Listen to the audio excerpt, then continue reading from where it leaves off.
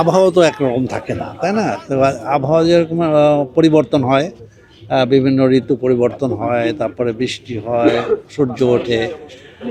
রাজনীতির ক্ষেত্রেও তাই হয়, দেশের ক্ষেত্রেও তাই হয়। আজকে আমাদের এটা হচ্ছে একটা পতাকা মিছিল। আমরা মূলত মুক্তিযুদ্ধ এবং মুক্তিযোদ্ধাদের সংগঠন প্রায় সবগুলো, প্লাস কিছু সাংস্কৃতিক সংগঠন, কিছু নাট্য সংগঠন, কিছু আবৃত্তি সংগঠন, হ্যাঁ, কিছু সামাজিক সংগঠন মিলে এই পর্যন্ত 34টা সংগঠন আমরা একসাথে হয়েছি। তবে আপনারা হয়তো প্রশ্ন করবেন যে 34টা সংগঠন মিলে জমায়েতটা আরও অনেক বেশি হওয়া উচিত ছিল। অবশ্যই, তবে পরিস্থিতিটাও আমরা জানি যে নানা রকম প্রতিকূল পরিস্থিতির মধ্যে এটা করতে হচ্ছে। এবং এই 34টা সংগঠন মিলে আমরা গতকাল শহীদ মিনারে আলোর মিছিল, কিন্তু প্রবল বৃষ্টির জন্য আমাদেরকে কিছুটা শুরু করতে পেরেছি, শেষ করতে পারিনি। আজকে পতাকা মিছিল করছি। আমরা সারা বছর ধরেই কিন্তু মুক্তিযুদ্ধের বিষয়গুলো জানাবো, কারণ মুক্তিযুদ্ধটা হচ্ছে কি যে এটা একটা গৌরবের যুদ্ধ, এটা কারো দলের কোনো দল বা গোষ্ঠীর যুদ্ধ না। পদ্মা সেতু, মেট্রো রেল এবং এলিভেটেড এক্সপ্রেসওয়ে নির্মাণের গর্বিত অংশীদার বসুন্ধরা সিমেন্ট। এই শ্রমিক কৃষকরাই কিন্তু যুদ্ধ করেছে, এটা একটা জনযুদ্ধ ছিল, আমাদের মা বোনেরা যুদ্ধ করেছে। এবং আমরা এই সরোয়ার্দী উদ্যানে পাকিস্তানের 93,000 প্রশিক্ষিত মানে প্রফেশনাল আর্মিকে আত্মসমর্পণ করিয়েছি। এটা একটা বিরাট গৌরবের ব্যাপার। কিন্তু দ্বিতীয় বিশ্বযুদ্ধের পরে এত বড় পাবলিক সারেন্ডার আর হয় নাই।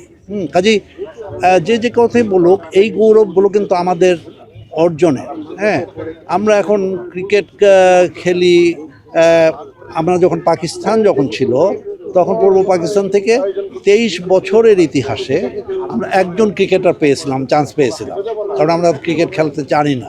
কিন্তু এখন কিন্তু আমরা পাকিস্তান টিমকে দিনে হারাই, রাতে হারাই, ওডিআইতে হারাই, টি20তে হারাই, টেস্ট ক্রিকেটে হারাই। হ্যাঁ, এমনকি নারী ফুটবল, কালকে নারী ফুটবলও পাকিস্তান টিমকে হারিয়েছে। আমরা পার্লামেন্টে শুনি, পাকিস্তানের পার্লামেন্টে শুনি যে আমরা সুইডেন হতে চাই না, আমরা বাংলাদেশ হতে চাই। কাজে এই অনেক কিছুই আছে। কাজে আবার ফ্লিপ সাইডটাও আছে, মানে অন্ধকার দিকও আছে, যে হাজার হাজার কোটি টাকা পাচার হয়ে গেছে। একটা সময় আমরা দুর্নীতির 1 নম্বর দেশ হিসাবে প্রতিষ্ঠিত হয়েছি। আবার অর্জন আছে, আমাদের মাছ চাষে আমরা 4 নম্বর ছিলাম, মানে মিষ্টি পানির মাছে। সেখান থেকে আমরা ভিয়েতনামকে হারিয়েছি, আমরা চীনকে পর্যন্ত হারিয়েছি করে আমরা এখন কিন্তু সারা দুনিয়াতে মাছ চাষে দ্বিতীয়। আমরা জুটের, পাটের জন্ম রহস্য উদ্ঘাটন করেছি, যার ফলে পৃথিবীর যে কোনো দেশে যারা পাট নিয়ে কাজ করবে তারা কিন্তু বাংলাদেশের কাছ থেকে অনুমতি নিয়ে কাজ করবে বা রয়্যালটি দিয়ে কাজ করবে। কাজেই আমাদের অনেক অর্জন আছে। হ্যাঁ, আমরা মুক্তিযুদ্ধের 45 বছর পরে যুদ্ধাপরাধীদের বিচার করতে পেরেছি। কাজেই বিচারহীনতার সংস্কৃতি কিন্তু আমাদের দেশে নাই, বরং বিচার আমরা পেয়েছি। আমরা সব কিছুর বিচার হয়তো পাবো, ভবিষ্যতেও পাবো। হ্যাঁ, কাজেই আমি কখনো আমার জীবদ্দশায় এই বাংলাদেশে যুদ্ধাপরাধীদের বিচার দেখে যাব, এটা আমি মুক্তিযোদ্ধা হিসাবে আমি একজন মুক্তিযোদ্ধা। 2 নম্বর সেক্টর আমার মূলত কমান্ড এরিয়া ছিল, মুন্সিগঞ্জ এবং নারায়ণগঞ্জ একটা অংশ। আমরা এখন একটা সংগঠন করি, সেটার সংগঠনের নাম হচ্ছে আমরা 71। আমরা 71টা মূলত প্রথমে মুক্তিযোদ্ধাদের সংগঠন ছিল, কিন্তু এখন আর মুক্তিযোদ্ধাদের না, মুক্তিযুদ্ধের সংগঠন।